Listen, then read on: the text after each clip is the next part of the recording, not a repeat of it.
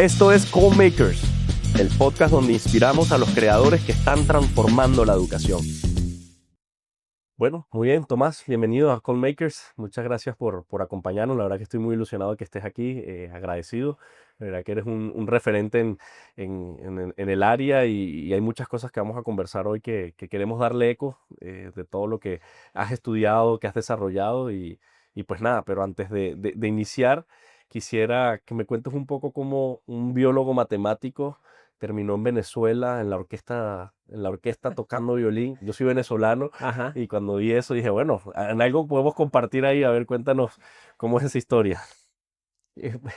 Sí, bueno, yo, a ver, yo nací, yo he vivido en muchos países por varias razones, ¿verdad? Mis padres primero salieron de Chile, Ok, entonces mi papá se fue a estudiar a Alemania, yo nací en Alemania, regresamos a Chile, tuvimos que salir de Chile, regresamos otra vez a Alemania, de Alemania fuimos a Venezuela, ¿verdad? Entonces yo nací en Alemania, pero mi nacionalidad de base era chileno, aunque no he vivido, en realidad no he vivido mucho tiempo en Chile, he vivido tal vez un año nada más.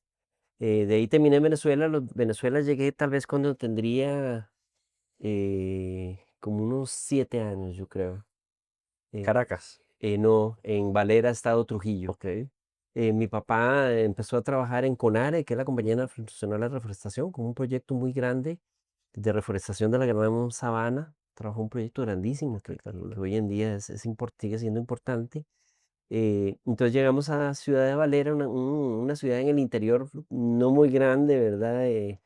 Y bueno, dentro en Valera, ¿verdad? En Venezuela, de hecho, Venezuela se apropió de un programa que había pensado, de hecho, Figueres, aquí en Costa Rica. Wow. Que era la de hacer escuelas de música, ¿verdad? Hacer escuelas de música con cierto fundamento pedagógico, etcétera, etcétera. Y ese plan en Costa Rica nunca se ejecutó, o se intentó ejecutar y no funcionó, pero en Venezuela sí lo ejecutaron. Pero no sé cómo fue que se lo llevaron exactamente, o alguien que estaba asesorando lo terminó de implementar en Venezuela. En Venezuela había un programa muy fuerte de escuelas de música en todo el país. Entonces hacían audiciones en escuelas públicas gratis, ¿verdad? Hacían audiciones, eso sí, escogían gente que tuviera talento, ¿verdad? No, porque una cosa es que todo el mundo aprenda música y otra cosa es las personas que tienen cierta habilidad para poder, incluso si quisieran desarrollar una carrera musical. Entonces terminé audicionando para la Escuela de Música Laudolino Mujía. Ahí hasta las audiciones eran bastante fuertes. Terminé estudiando con Víctor Dan Romascanu, que era un rumano de la escuela dura de música, ¿verdad? Como yo siempre he sido delgado, digamos, y era pequeño, pero tenía brazos largos y dedos largos. Entonces me dijo, necesitamos una viola en la orquesta. Entonces en lugar del violín vas a aprender a tocar viola. ¿Verdad? Que la viola es un poquito más grande, está entre el violín y el cello, ujú. ¿verdad? En do, sol, re, la finalización es como entre medio también. Entonces empecé y me dijo, y en 3 meses te quiero tocando en la orquesta. Entonces me puso a aprender y efectivamente en 3 meses terminé tocando en la orquesta Sinfónica Laudolino Mejías, que era una orquesta juvenil. El director era el maestro Gregory Carreño, que ahora es un director importante en Venezuela, de hecho. En ese momento venía llegando de sus estudios y se le asignó la dirección de esta escuela. Entonces él nos dirigía, así que aprendí mucho también con él y estudié viola por mucho tiempo. Regresé, de ahí nos vinimos aquí a Costa Rica cuando yo tenía 15 años. Eh, Apliqué a la UCR, el conservatorio de la UCR, ¿verdad? No me gustó porque me pusieron la etapa básica, yo no quería la etapa básica, mi papá ahí habló con alguien y me hicieron una audición y entonces el profesor William Schock de la Universidad de Costa Rica dijo, bueno, yo lo tomo como estudiante, porque yo ya tocaba viola bastante. Entonces quería que tocara en la orquesta juvenil y en eso entraron, bueno, ustedes saben que la viola no es necesariamente un chick magnet para un muchacho adolescente, ¿verdad? No es tan sexy, no es tan interesante. Yo quería tocar rock, entonces dejé la viola por ahí tirada y ya empecé a tocar guitarra y de ahí nunca más volví a la viola de violín y ahora soy músico, como músico sí, también trabajé mucho tiempo y toco guitarra principalmente, ¿verdad? Aparte de Claro. otros instrumentos. Y así fue conexión con Venezuela, ¿verdad? Que estuve 9 años yo en Venezuela, estudié en el Salesiano un tiempo, después el Salesiano se cerró y estudié en un colegio privado que se llamaba Los Cedros. Y bueno, siempre fui buen estudiante, digamos, en esa época y ya de ahí me vine para acá y entré al colegio Calasanz a cuarto y quinto año, terminé aquí Ah, qué en bueno. Costa Rica. Compartimos ahí también, entonces, pues, venezolano y también estudié en el Calasanz aquí Ah, ¿de en verdad? Costa Rica, así Mm. es. Pues qué bueno, qué lindo ver cómo, siempre me llama la atención cómo toda esa parte ciencia base que tienes, como te decía, la parte biológica, matemática, pero no de lado la cultura, el arte, y creo que Mm. eso también da una visión muy rica de todo lo que vamos a hablar hoy, que la temática es en torno a la inteligencia artificial, Ujú. una tecnología que sin duda está impactando el mundo y viene a redefinir muchas cosas y nos ha invitado a cuestionarnos muchas otras, ¿no? Sí. Y creo que eso es parte de lo que quisiera reflexionar, pero antes compártenos un poco tu visión en relación al impacto, en términos generales, que tiene hoy la inteligencia artificial en la educación, ¿no? Hay muchos titulares de moda que te tratan de sembrar miedo, tratan de reducir desde el pensamiento crítico que se está ya observando también en algunos estudios que han salido, ¿no? De este del MIT que se hizo muy famoso, de que los estudiantes cada vez están usando menos el pensamiento crítico, la parte frontal del cerebro, Mm. etcétera. Pero cuéntanos en general tu visión sobre la inteligencia artificial en la educación. Es un tema muy grande, ¿verdad?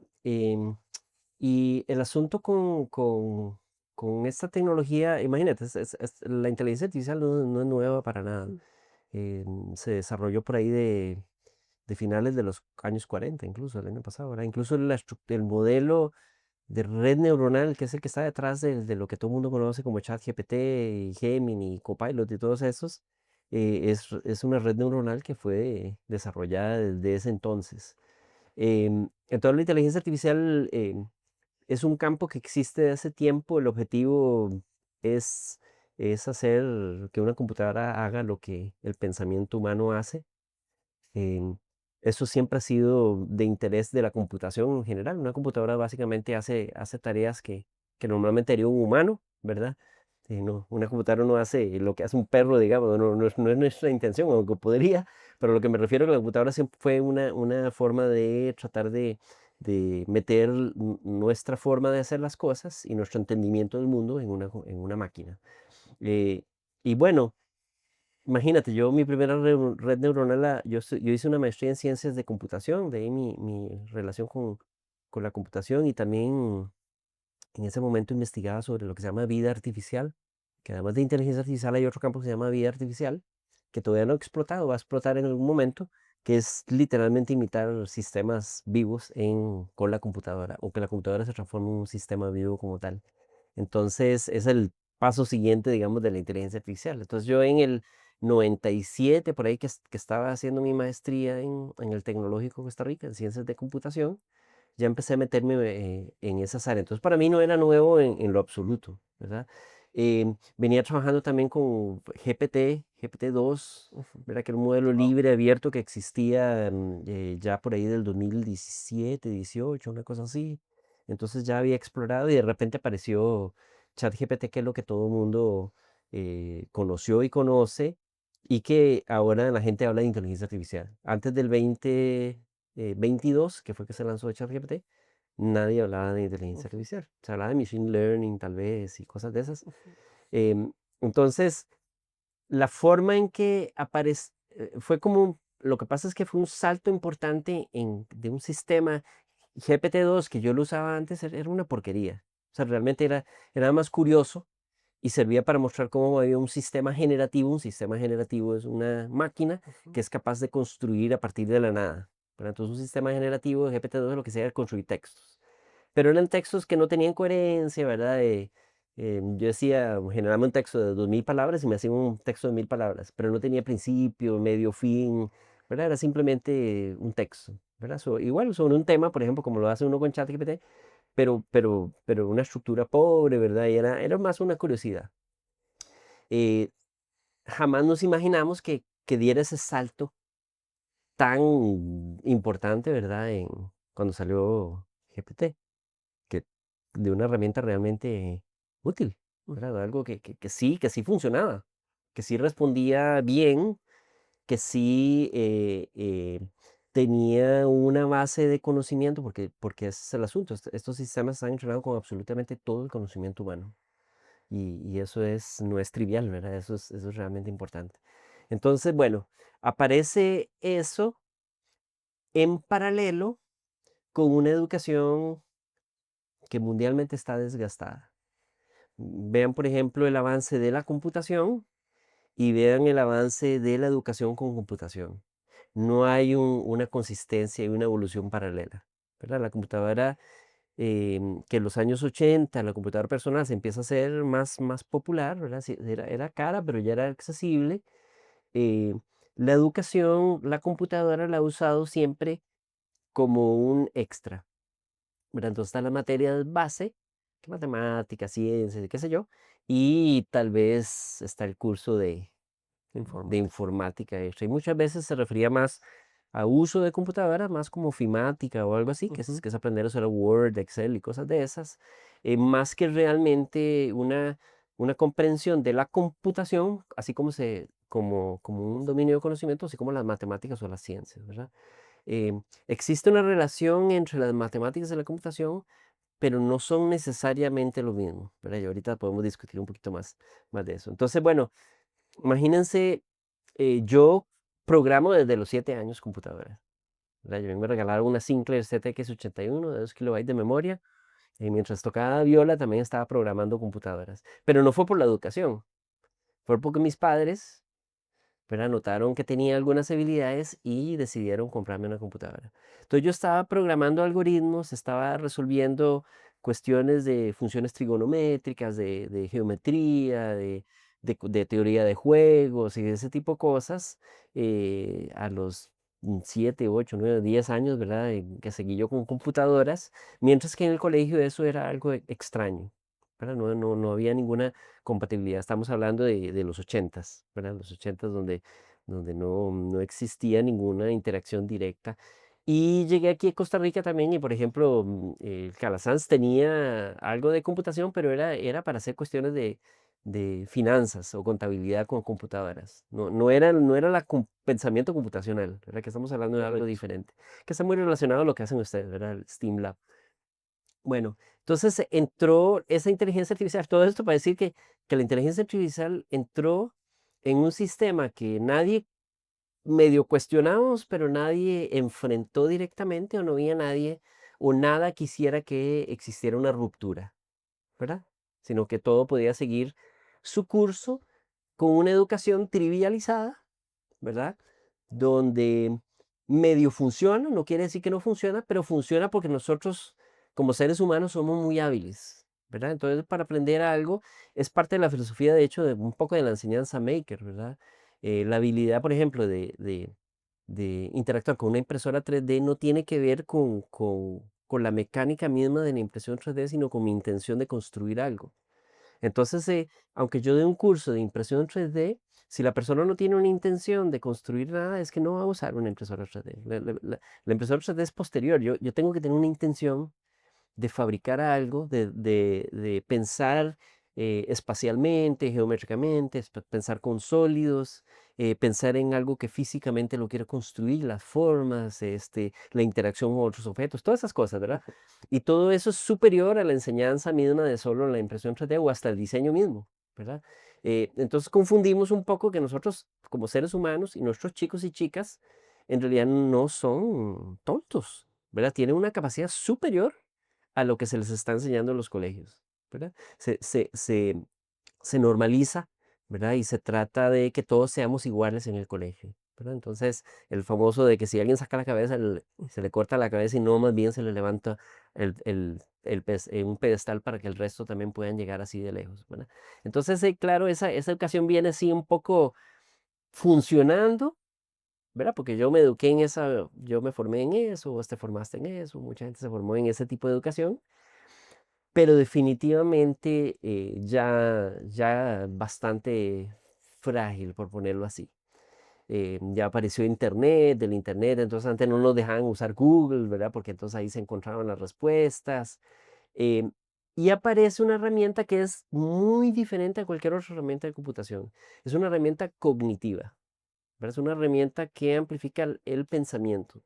Y es allí donde encontró la educación algo extremadamente disruptivo que no permite que la educación continúe como es, ¿verdad? Sigamos igual y nada más obviemos o metamos esta IA así tal cual sin repensar la educación. No es tan sencillo, ¿verdad? Porque sobre todo, por ejemplo, las formas de evaluación se transformaron en algo absurdo y trivial. Para ponerte un ejemplo, en un curso universitario, por ejemplo, de cálculo, si yo hago un examen, los docentes generan un examen con inteligencia artificial de cálculo, se lo pasan a los estudiantes lo podrían responder con IA, y si no lo responden con IA, ¿para qué me lo dan a mí para que yo lo evalúe? Que lo hagan y lo evalúe la misma IA. Y también, donde la educación no es leo algo, examen, leo algo, examen, sino que es un proceso de evaluación continua y progresiva. Es decir, yo puedo ir aprendiendo algo y siendo evaluado directamente al mismo tiempo que lo voy aprendiendo. En la educación maker es de esa forma, ¿verdad? Si yo quiero, y volviendo a la impresión 3D, es que no es que yo voy a estudiar 5 meses algo sobre impresión 3D y después voy a imprimir y me doy cuenta que fallé en varias cosas y por eso no me está imprimiendo bien. No, sino que yo voy imprimiendo, ¿verdad? Y me doy cuenta, a medida que voy desarrollando algo, voy imprimiendo y me voy dando cuenta de algunos problemas de diseño, de estructura, de etcétera, etcétera.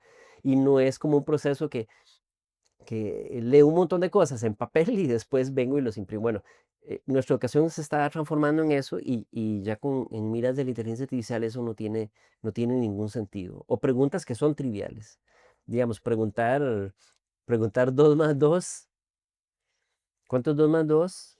Bajo una premisa de que yo memorice tablas de sumar, no tiene sentido, ¿verdad? Porque 2 más 2 lo resuelve una. Y operaciones tan básicas, incluso en el mundo profesional, eso no es una habilidad excepcional, ¿verdad? Que alguien pueda sumar números de uno, 2 o hasta 3 dígitos rápido, ¿verdad? No es una habilidad curiosa, no sé si se ha Claro. topado con alguna persona que lo hace, pero no es una habilidad que hace que una persona destaque profesionalmente en lo absoluto, ¿verdad? Una persona podría incluso nunca sumar y restar a mano, pero si utiliza una computadora, ¿verdad? Puede hacer cálculos excepcionales, ¿verdad? Entonces, bueno, todo esto para decir que llegó esta tecnología que es cognitiva, que es muy potente, que es universal.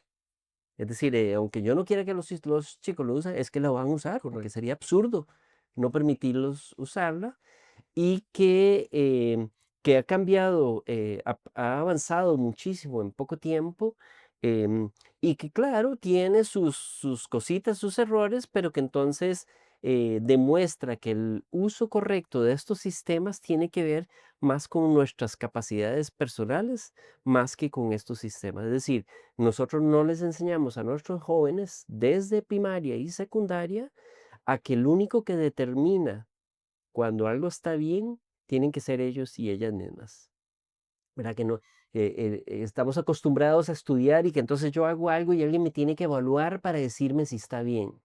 No, eso tiene que cambiar. Eso es una forma de pensamiento donde solo yo puedo determinar y el momento que yo aprendí es porque yo puedo saber cuando algo está bien o algo está mal. Yo no necesito una verificación, corroboración de nadie externo para aprender, ¿verdad? Entonces, todas esas prácticas no existen, lamentablemente, en la educación o existen en contextos muy reducidos, ¿verdad?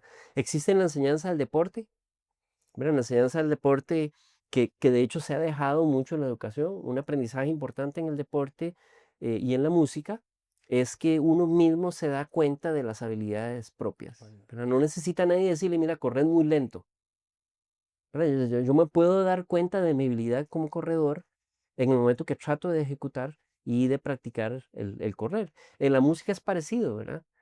Yo mismo me puedo dar cuenta de mis posibilidades y no necesito que nadie me evalúe para hacerlo. Y el aprendizaje en música, el aprendizaje en deporte es así. Esas formas de aprendizaje no son las que se aplican en, Las otras en, más. en las otras materias, ¿verdad? Que podrían ser muy excitantes, muy emocionantes, pero que se transformaron en sistemas de muestra de contenido y de evaluación puntual de contenidos, ¿verdad?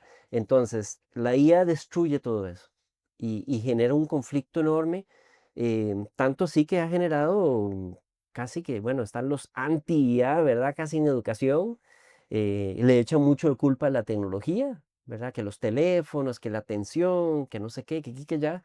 Em, y bueno, hay ciertos elementos de verdad en eso, pero hay otras que son, ¿cómo no va a ser el teléfono de reacción si nunca fue Sí, sí. parte de la educación tampoco, verdad? Entonces siempre es algo de después de clases.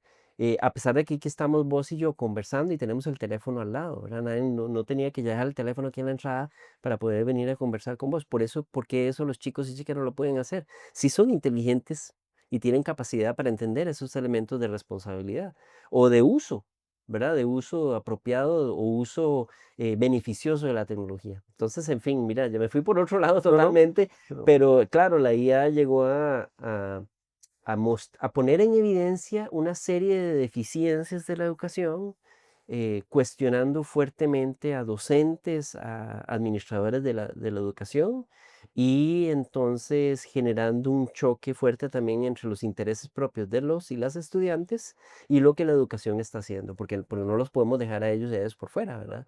Entonces ellos están decidiendo también qué hacer con un sistema como eso. ¿Por qué un estudiante decidiría si le mando a hacer una tarea? ¿Por qué un estudiante decidiría hacerlo con IA y no hacerlo eh, por voluntad propia? Porque probablemente es poco interesante, ¿verdad? No hay nada interesante que aprender. Y yo creo que ustedes en Educación Maker lo ven también, ¿verdad? Cuando se enseña a través de la construcción, es que yo les pongo un reto de construcción, no tendría sentido, ¿verdad? Para un chico no tiene sentido, es que voy a hacer que la IA me lo haga todo y listo, aquí está. No pasa.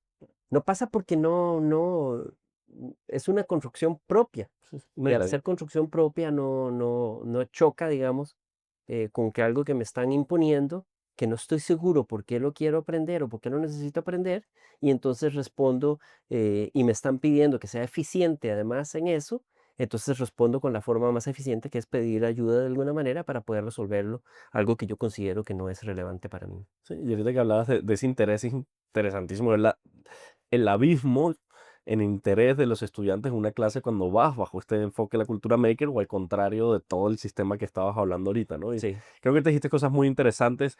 Voy a hacer un doble clic en algunas de ellas. Hablabas un poco del desgaste de la educación. Coincido que es un desgaste que creo que en términos de alarma se había generado mucho antes, inclusive que ChatGPT sí. tuviera el acceso de todo, Ujú. pero no había en ese momento de pronto una herramienta que hiciera al cuestionarse tanto o que estuviera tan a la luz que había que cambiar. Sí, Sabíamos que había una alarma, que había un desgaste, pero sí. ¿qué hago? Y de repente sale ChatGPT y expone un montón de elementos que son justo los que tú vas comentando, es decir, ahora puedo solucionarlo así, cómo me relaciono con el conocimiento, la forma cambia. eh, y ahí justo también voy a ir aterrizando un poco al uso, ¿no? Porque evidentemente la inteligencia artificial nos ha potenciado ese desgaste y ha hecho cuestionarse muchas cosas, pero luego viene el uso en cómo promovemos que el estudiante lo pueda, ¿no? Porque hay dos formas de usarlo. Está el que atrofia el pensamiento crítico, el que usa para que le dé las respuestas, y es básicamente el mismo esquema de sistema que estábamos hablando del pasado, pero ahora tienes a alguien que te da la respuesta directamente, que no es un libro, ¿no? Sino que es más fácil, ¿no? Pero Ujú. siempre ha existido la forma de llegar a esa información. Sí. O está el otra, que es el que más bien, como tú decías en algún momento, te aumenta Ujú. o te potencia esa capacidad de pensar. ¿Cómo promovemos que sea la segunda y no la primera en un contexto, por lo menos educativo, de estudiantes? Hablemos de secundaria, puede ser algo de primaria, donde de pronto, no sé si es por culpa inclusive del sistema, pero el estudiante, como tú decías, de ese interés está llevado más a llevarse por la primera. Dame la respuesta y toma, dame la primera y toma, y no usarlo como un segundo elemento. ¿Cómo Ujú. hacemos para que el estudiante más bien se potencie ese pensamiento crítico y no lo limitemos? Sí, bueno, por supuesto que yo no, yo tengo algunas ideas, pero no tengo las respuestas totales, porque hay que probar, todavía hay que probar muchas de esas ideas y hay que tratar de encontrar la forma de cómo integrar una nueva forma de tecnología, una nueva forma de desarrollo del pensamiento, para entonces ahora ver cómo lo incorporamos en la educación. Lo primero que yo diría es que em, la educación primero no promueve el pensamiento crítico porque no promueve tampoco la comprensión. ¿Verdad? Por ejemplo, si vemos solo las matemáticas se enseñan de una forma memorística, mecanística, y no de comprensión como tal de las matemáticas, de verdad, del fenómeno matemático, lo que representan las matemáticas. Entonces, cuando a un muchacho, aunque sea muy hábil en matemáticas, es hábil resolviendo patrones matemáticos. No quiere decir que tengan comprensión profunda de las matemáticas, ¿verdad? Y yo lo que idealmente, para que tenga pensamiento crítico de matemáticas, pensamiento crítico sería que cuestione directamente incluso lo que les estoy enseñando de matemáticas. Lo damos por sentado y por un hecho y no damos espacio para crítica o para desarrollo de nuevas posibilidades, sino que son problemas cerrados con respuestas contenidas predefinidas, ¿verdad? Entonces ahí no hay pensamiento en lo absoluto. Es simplemente mecanismos de patrón, ¿verdad? De resolver de patrones. Y claro, esto genera, la matemática siempre ha sido una dificultad para algunos chicos y chicas porque no, y yo pienso que su dificultad no es porque no comprenden las matemáticas, es porque no encajan con esa forma de ver las matemáticas como un simplemente sistema de patrones y reglas, ¿verdad? Entonces no encajan dentro de ese mecanismo. No es que no tengan capacidad de pensamiento matemático en lo absoluto, ¿verdad? Probablemente sí lo tienen. Entonces, eh, claro, pensando en eso, yo lo que tengo que hacer es ahora aumentar el nivel en la enseñanza, ¿verdad? Yo puedo enseñar cosas más complejas porque lo que es mecánico y rápido se puede resolver muy fácilmente con sistemas de IA. Yo tengo que llevar ahora pensamientos mucho más profundos sobre matemáticas, sobre ciencia, que cuestionen incluso lo que asumimos que es verdadero, ¿verdad? Y de esa manera los chicos se sienten motivados a pensar algo propio con respecto a eso que están aprendiendo. Esto es muy fácil decirlo, no es tan fácil hacerlo, ¿verdad? Porque hablamos de una educación institucionalizada, donde, poniéndolo de otra manera, cuando yo tengo una clase de 20 estudiantes, normalmente yo lo que tengo que hacer es, no puedo lidiar con 20 pensamientos diferentes. Lo que hago es que trato de que todos piensen igual, ¿verdad? Y eso diezma, ¿verdad? Y oprime el posible pensamiento de los chicos y de las chicas. Eso no lo digo yo, lo dice Freire, lo dice Papert y todos esos, ¿verdad? Em, ¿Qué pasa? La inteligencia artificial hay una oportunidad real que ahora no, ahora puede, el pensamiento individual de cada chico y cada chica puede ser amplificado y cada uno puede desarrollar su propia ruta y forma de pensar donde yo ya no tengo que estar, ¿verdad? Siendo solo el mediador, sino que hay un sistema que me permite ser mediador de ese pensamiento, que es un sistema que se puede relacionar muy fuertemente con la misma persona y ayudarlo o ayudarla a desarrollar ideas, ¿verdad? Entonces ahora podríamos tener 20 chicos y cada uno tiene un mentor propio a través de un sistema de inteligencia artificial que más que un mentor es un sistema de diálogo, que eso es algo que pocos han, digamos, notado que la IA no es un Google, ¿verdad? No es que yo busco información como en un Google. La inteligencia artificial, como la conocemos ahora, la generativa, es un sistema dialógico.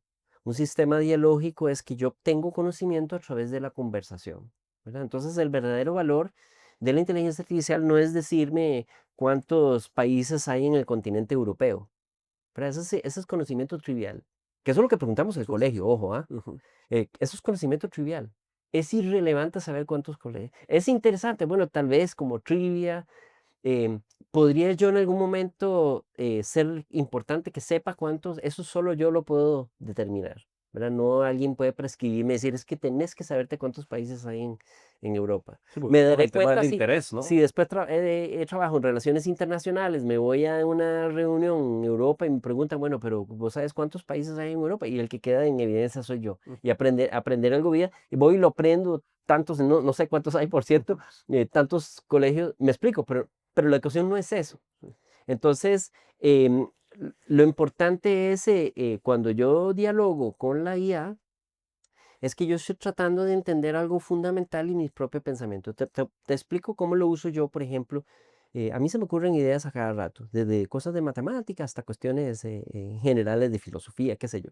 Entonces yo a veces se me ocurre, mira, he pensado tales y tales ideas.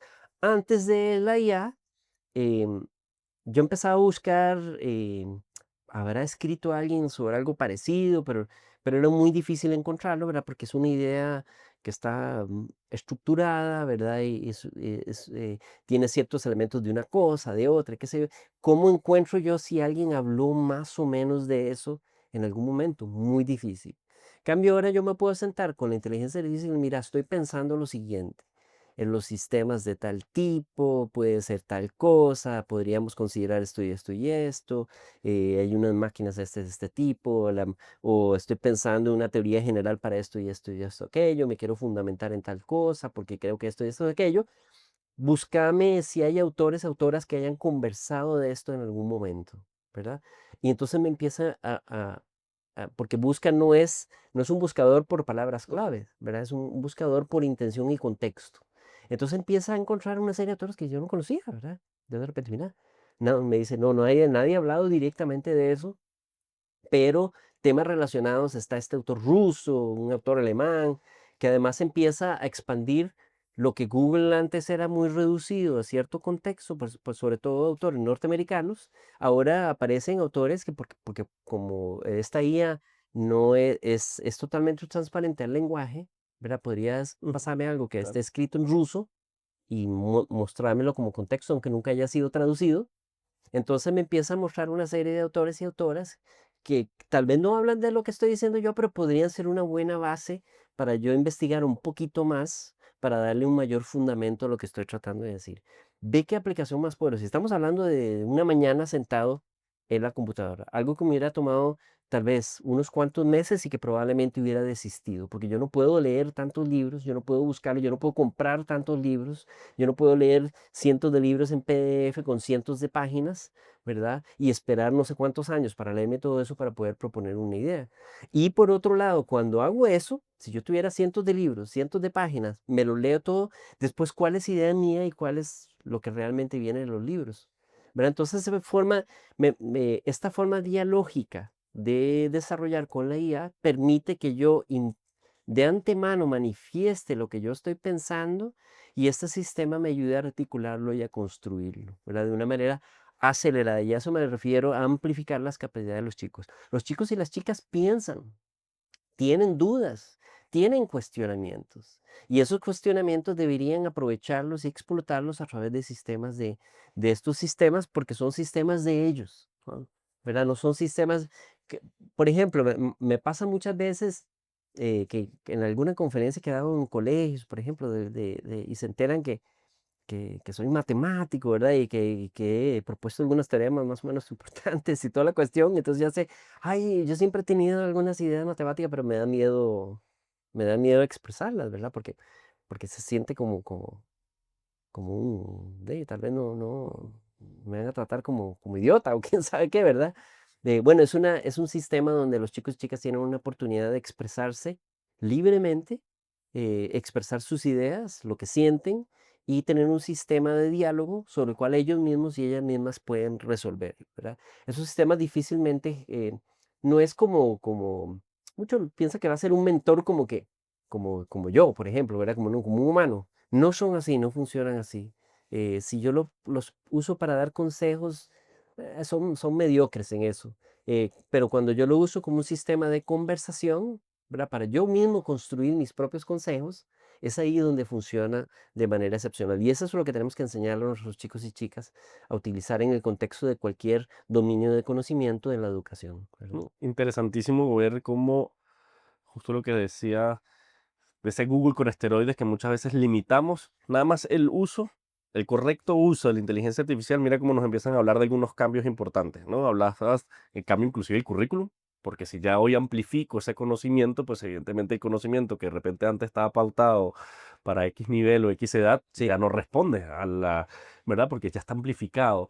Y luego hablaste también del cambio del rol del docente. claro. En una entrevista, Andrés Oppenheimer entrevistó, perdón, a una directora que está con este modelo de instituciones académicas en Estados Unidos, donde el rol del docente ya no es un proveedor de información, es un guía donde los estudiantes están con ciertas, entran a un espacio de aprendizaje y cada uno con su computadora, justo buscando que herramientas de inteligencia artificial vayan respondiendo al contenido que se está trabajando desde sus intereses, desde su enfoque, bajo menos la personalización del aprendizaje que hacías tu referencia ahora. Pero, ¿qué cambios crees tú que los docentes, o sea, porque yo siempre les digo en algunos de estos talleres de inteligencia artificial, si tú hoy das las clases de la misma manera que las hacías hace 4 o 5 años, desde mi perspectiva, creo que no te has cuestionado el por qué sigue siendo así, porque algo debió haber cambiado. Ujú, ¿Cuáles crees que tú que deberían de ser esos primeros cambios evidentes que ya tuvieron que haber hecho los docentes, que hoy muchos no lo han hecho y siguen enseñando igual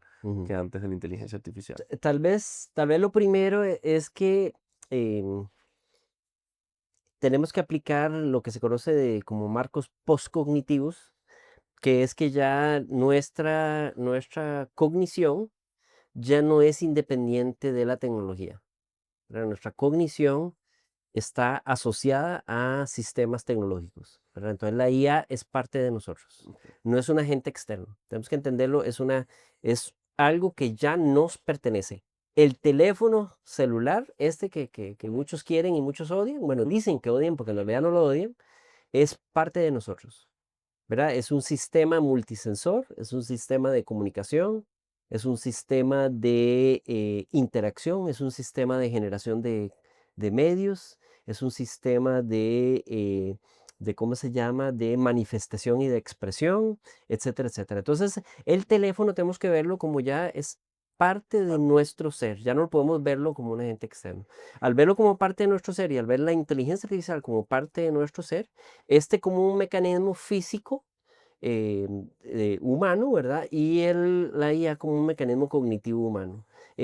Tenemos que entonces pensar en esos términos la educación, pero no podemos obviarlo ni podemos, lo de los lockers me parece muy lindo y ahora que Dinamarca también lo hace y no sé qué, pero eso es lo que representa es un fallo de poder haber integrado bien estas tecnologías en la educación. Eso es lo primero. Lo segundo es que tenemos que dejar de ver, tenemos una visión de educación muy lineal. ¿Verdad? El típico, ¿verdad? Para aprender mate, entonces tengo mate uno, después mate 2 o mate 3 y mate 4 mate 5 mate 6.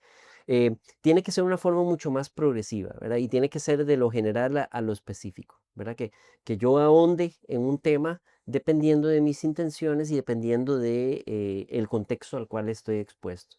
¿Verdad? Entonces, por ejemplo, en matemática, el concepto de función es un concepto que se debería ver miles de veces a lo largo de primaria y secundaria en diferentes contextos, en diferentes términos, ¿verdad? ¿Qué significa una función?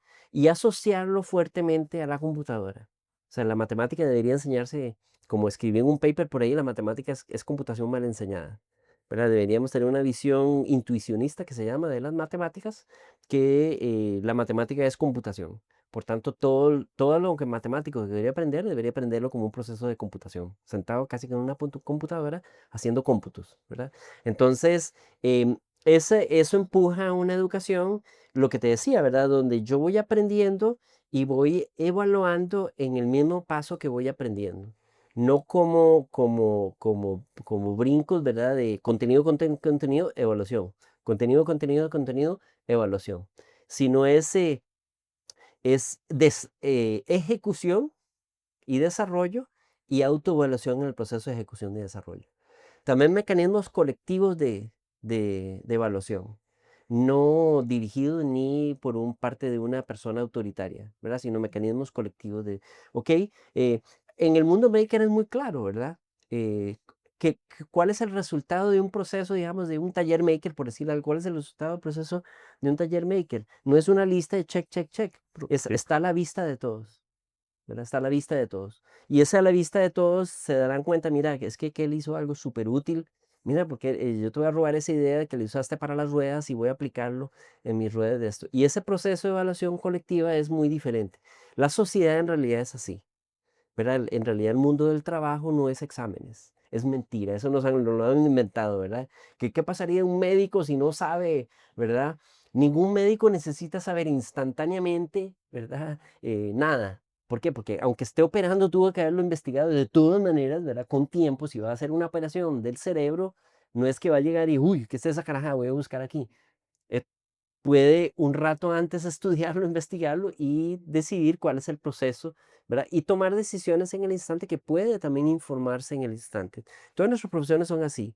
En el instante podemos ir aprendiendo cosas que necesitamos porque sentimos la necesidad de saberlo, ¿verdad? Entonces ese proceso de progresivo de aprendizaje es eso, con rutas de aprendizaje que son más, que son como nodos, ¿verdad? Más bien, y que son diferentes vías o itinerarios de aprendizaje, pongámoslo así, ¿verdad? Que no es uno prescrito ni predefinido, ¿verdad? Esa es la otra.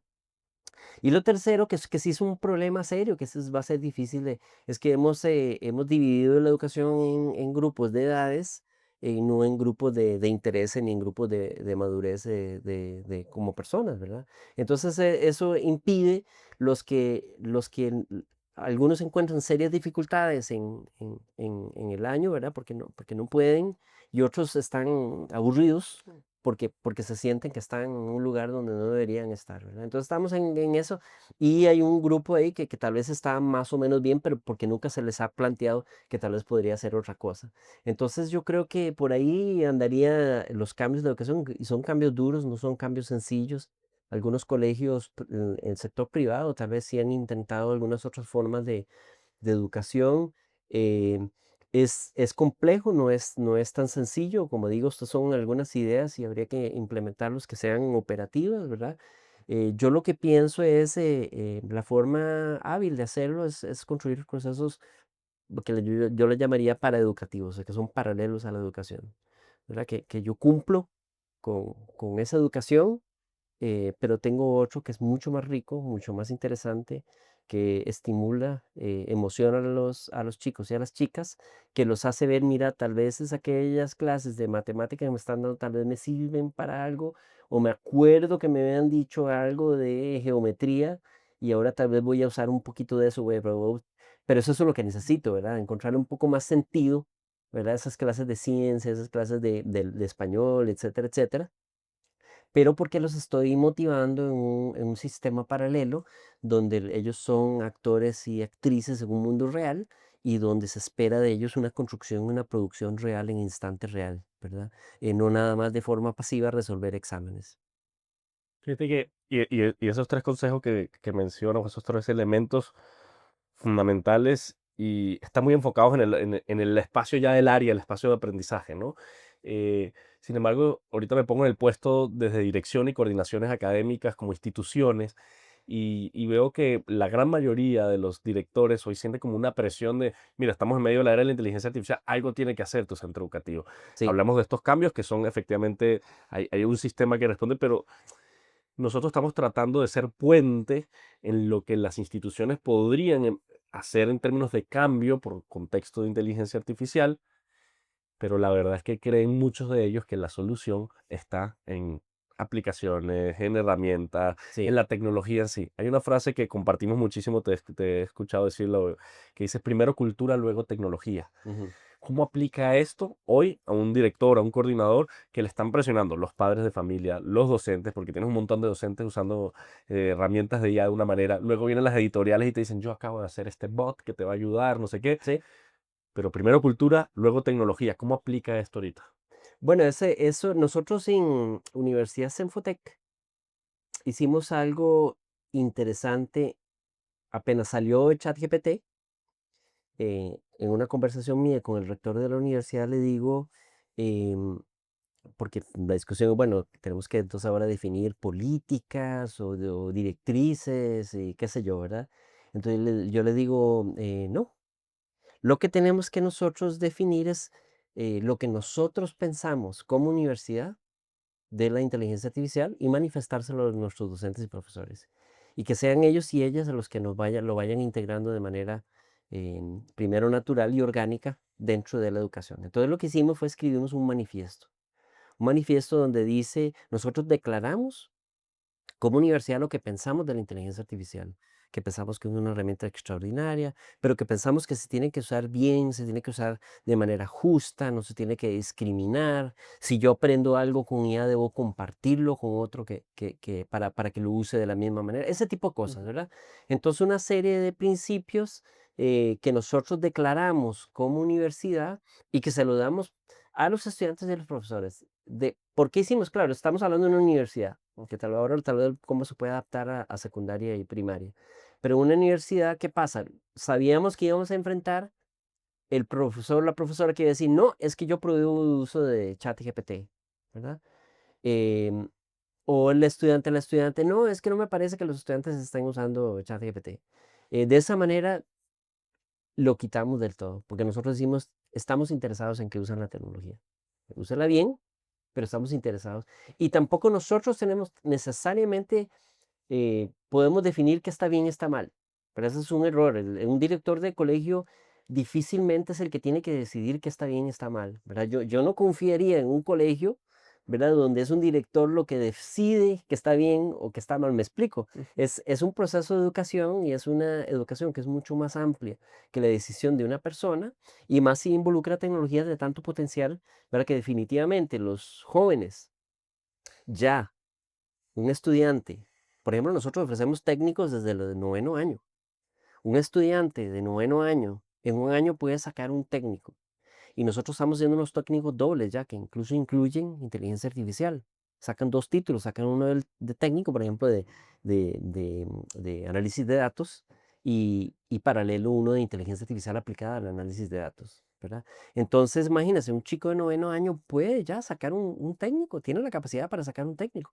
Entonces, yo lo que quiero es que los estudiantes, un director o directora de colegio, lo que tiene que buscar es que los estudiantes salgan maximizados para el mundo que quieran conquistar cualquiera que sea ese, académico, profesional, cultural, etcétera, el que sea.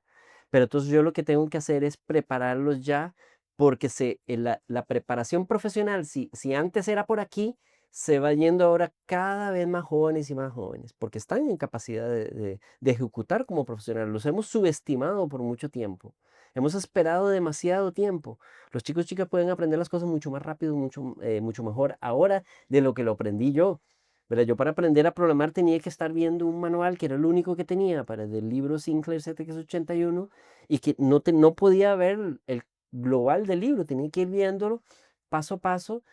Mientras que un chico, yo con el torneo SumoBot que nosotros hacemos, los chicos aprenden a programar Python y yo no les enseño ni media línea de programación de Python. Lo hacen porque entienden el concepto grande de un robot y a partir de ahí entienden la relación de mecanismos formales del lenguaje y acciones directas de un robot con una intención de tratar de moverse de forma autónoma y competir con otro robot, ¿verdad? Entonces, ese tipo de cosas, los directores y las directoras lo que tienen que hacer es discutirlo con sus estudiantes, con sus docentes, ¿verdad? Bueno, ¿qué es lo que hemos hecho excepcional con la inteligencia artificial? ¿Qué es lo que no nos ha gustado de la inteligencia artificial? Y discutirlo como parte de la misma actividad, incluso con sus padres y docentes, ¿verdad?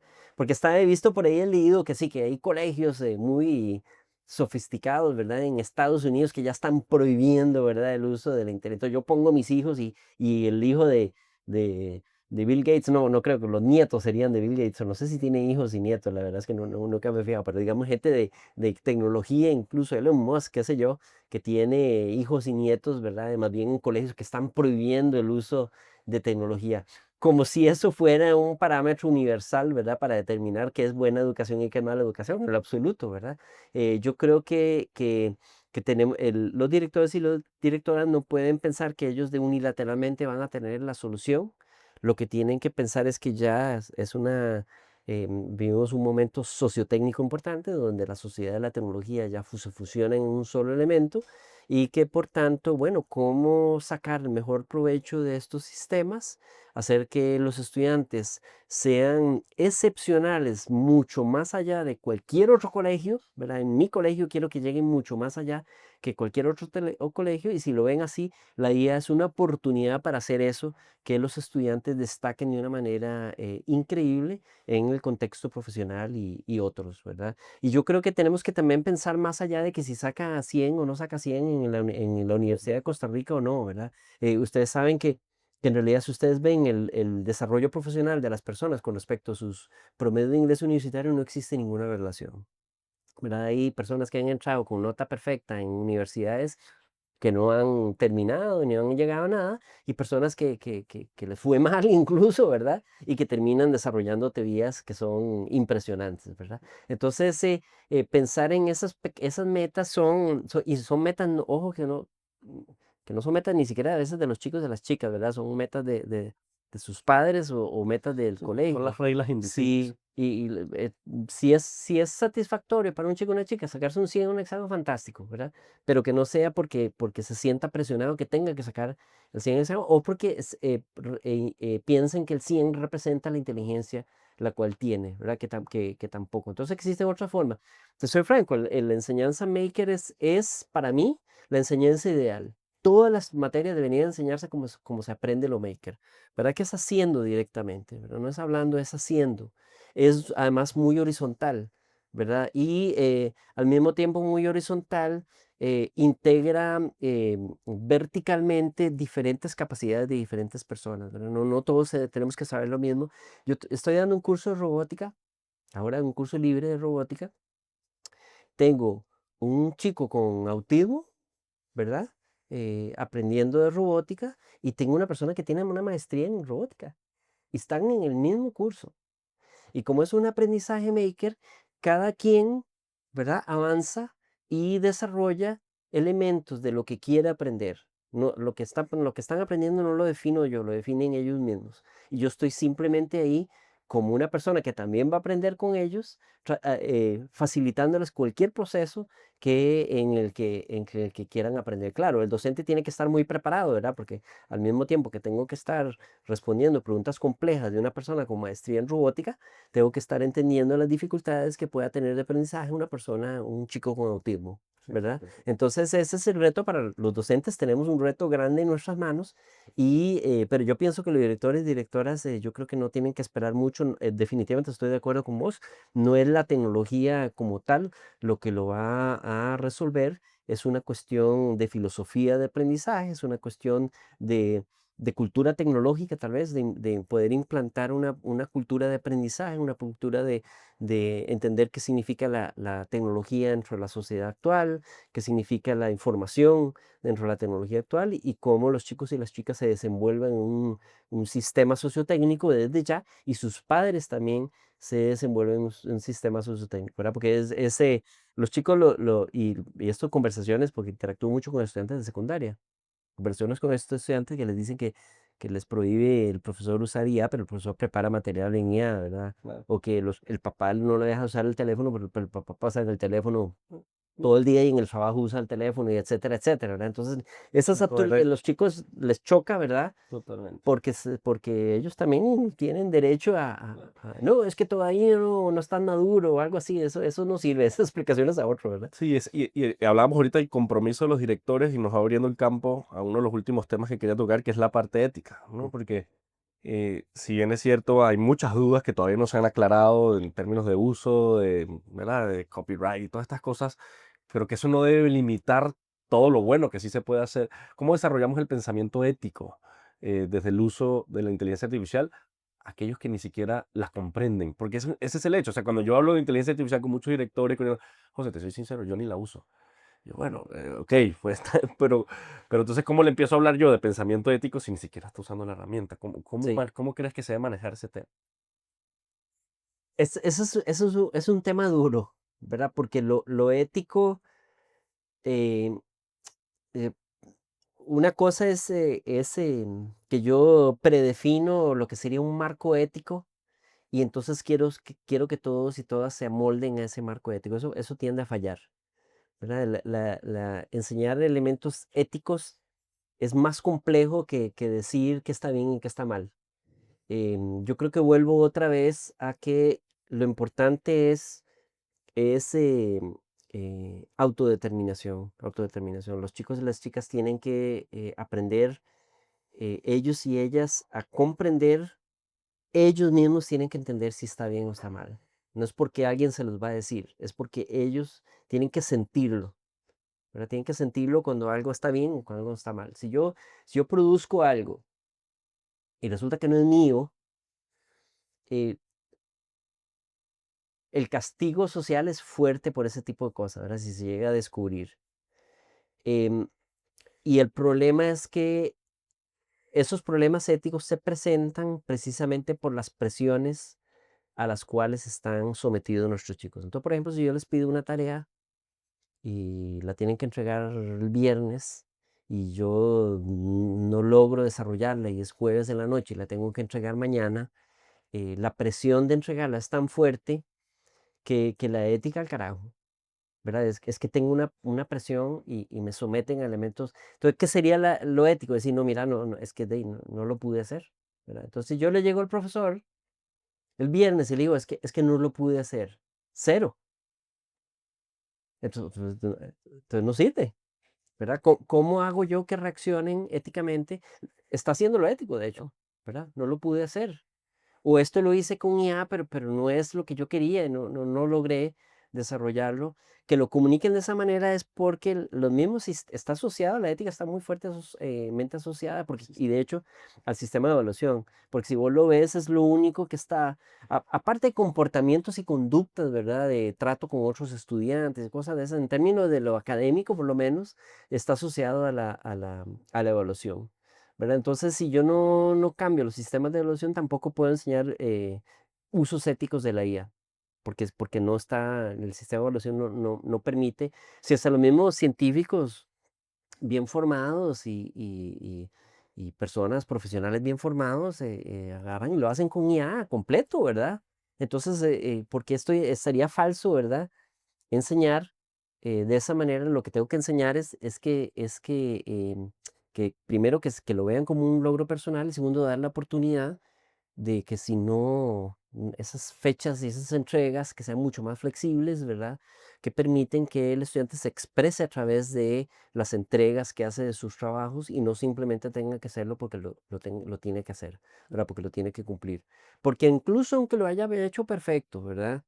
Que diga, de si yo lo escribí a mano y puño, pero puede ser no interesante, puede ser muchas cosas, ¿verdad? Entonces no significa nada que lo haya entregado a tiempo o no lo haya entregado a tiempo y que lo haya hecho o no lo haya hecho, ¿verdad? Ese lo he hecho y no lo he hecho puede significar muchas cosas. Yo me lo pude haber estudiado, haber leído un libro completo para poder resolver el examen y después lo resuelvo, pero cero de mis ideas Porque están todas eran metidas de en la Dios. Claro. respuesta, ¿verdad? Entonces simplemente sí, logré leerlo y ok. Entonces, la ética tiene que ejecutarse la ética, ¿verdad? No es una cosa que yo puedo prescribir simplemente de donde hay un libro, ¿verdad? De sí, no, sí, no. Entonces estoy en situación tal, entonces sí y no, sino que tiene que ser algo sobre la ejecución, sobre la práctica. Los mismos chicos y chicas aprenden muchas cosas de relaciones personales.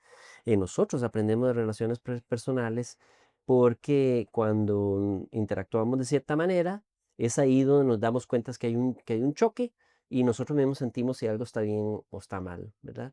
Y mucho viene también proyectado de familia, de la casa, de chicos y chicas que son violentos, tal vez vienen de una familia violenta y no conocen otra forma de interactuar. El bullying es un problema que viene muchas veces también de las familias, ¿verdad? Qué sé yo, ¿verdad? Entonces es mucho más complejo y aplicada la ética, el uso de IA como tal, yo creo que la única forma es que primero se dé espacio para que los chicos sean francos, ¿verdad? Y no sean castigados por ser francos. Y segundo, que las evaluaciones no sean tan rígidas, ¿verdad? Que las evaluaciones den espacios, ¿verdad? Para resolver, que son mucho más amplios y que permiten a los chicos y chicas sentir que están conformes con algo que entregaron, indiferentemente cómo lo hayan producido, pero que se sientan a gusto que lo están haciendo no porque lo tienen que entregar de forma obligada y tienen que estar sentados aburridos en una hora sentados haciéndolo porque no tengo más tiempo para hacerlo. Qué increíble, Tomás, de verdad que me impresiona muchísimo. Hay un libro que se llama, de Juan Villoro, que se llama No soy un robot. Él Ah, dice que de los riesgos más fuertes que tenemos ahora en todo el contexto de la era de la IA es perder lo humano. Y sí, creo que todo lo que hemos hablado hoy, desde otra perspectiva, te muestra que la humanidad sigue siendo el centro de. Fíjate que ahorita todo lo que justificaste de la ética siempre va desde la persona. sí. ¿Verdad? Entonces, Ujú. todo depende de cómo lo veamos y me gustó muchísimo pues tu visión, todo lo que nos has compartido. De verdad que estoy estoy así con mucha información, esto lo tengo que escuchar una y otra vez, te agradezco mucho y hay muchos temas que podemos seguir tocando por respetar tu tiempo y yo sé que hay muchas cosas que quisiera también conocer tu visión. Preparé como una ráfaga de preguntas, así como muy breves. Yo sé que detrás de cada pregunta hay mucha explicación que podemos dar, pero em, quisiera pues, poder llevarme a ver cómo piensas respondiendo también un poquito a toda esta tu visión, ¿no? Ajá, Son como una serie de 5 preguntas. ok. Si te digo, Responder corto. ajá, ¿la inteligencia artificial reemplazará al docente? No. Muy bien. ¿Es ético que un estudiante use inteligencia artificial para hacer un ensayo si el docente no se ha actualizado o replanteo? ¿Es ético que un estudiante utilice inteligencia artificial para responder un examen que el docente sigue evaluando como hace muchos años? Sí. Ok. ¿La educación pública está lista para un salto con inteligencia artificial? No. ¿Las plataformas educativas deberían transparentar cuando hay inteligencia artificial detrás de corrigiendo o evaluando? Eh, en un principio sí, ya después ya no, es irrelevante, ¿verdad? Porque Ok. la correctitud de algo no tiene que ver con que sea de una persona o una inteligencia artificial, ¿verdad? Mm, Y repito, es una cosa poco personal. Si es a nivel de ensayo, probablemente si es puramente estructural, es irrelevante si revisó la estructura una persona o una máquina, ¿verdad? Ahora, si es una discusión, en este momento incluso también es irrelevante, claro, porque una IA probablemente pueda discutir algo mucho más interesante que un docente, ¿verdad? totalmente. Que no esté metido en el tema. ¿Qué es más peligroso, prohibir la inteligencia artificial o adoptarla sin criterio? Prohibirla. Vamos a ver. ¿Las instituciones educativas que no se transformen con inteligencia artificial van a desaparecer o van a volverse irrelevantes? Primero relevantes y después van a desaparecer. Sí. Un estudiante debería poder elegir si quiere ser evaluado con inteligencia artificial o con un ser humano.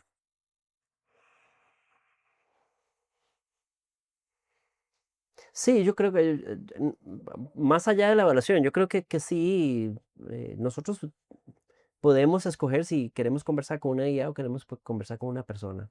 Entonces, de la misma manera, un estudiante debería poder decidir, mira, no, es que vos podrías leerme esto, ya me lo leyó la IA, pero me gustaría que lo leyeras vos, ¿verdad? Una cosa así, me parece totalmente válido, Ujú. ¿sí? Y bueno, nosotros hemos puesto el nombre Code Makers a este podcast porque es un llamado a Ujú. que todos somos makers, todos tenemos algo makers y que justo como lo hablamos hoy también es una respuesta clara al contexto en el que estamos viviendo. Si tuvieras que hacer un llamado a todos los makers que nos están escuchando en torno al tema de inteligencia artificial, ¿qué les dirías? Que se pongan, hay una cosa que yo aprendí de un arquitecto que se llama Ken Isaacs, que no se confunda con Ken Isaacs del Project 2025, es Ken Isaacs, un arquitecto es como decir, el padre del do it yourself. Ok, Pero era un arquitecto que en vez de diseñar casa, lo que hacías era pensamiento modular, ¿verdad? De módulos para que la gente pudiera construir sus propias casas. Y él tiene una frase muy interesante, que él estaba interesado en el diseño, no para impresionar, sino para empoderar. Entonces yo creo que los y las makers, a todos y todas nosotros que hacemos cosas, los invito a que hagamos para empoderar a otras personas y no para impresionar. Sí. qué bonito. Tomás, de verdad que muchísimas gracias por tu tiempo, por todo el conocimiento que has compartido con nosotros. Invitar a todos los que nos escuchan a seguir a Tomás en redes sociales, seguir aprendiendo de tanto que podemos seguir, ¿verdad? Y que de verdad es una oportunidad para trascender, para ir más allá de lo que en el día a día a veces estamos enfrascados, pero lo que hacemos es tan maravilloso que es el poder trabajar con chicos, con chicas, con jóvenes, darles oportunidades. Así que esta visión de trascendencia de verdad me caló muchísimo, te agradezco enormemente y pues esta es tu casa, siempre que podamos apoyarte a la orden. Muchísimas gracias por la invitación y bueno, felicidades por el programa. Muy bien.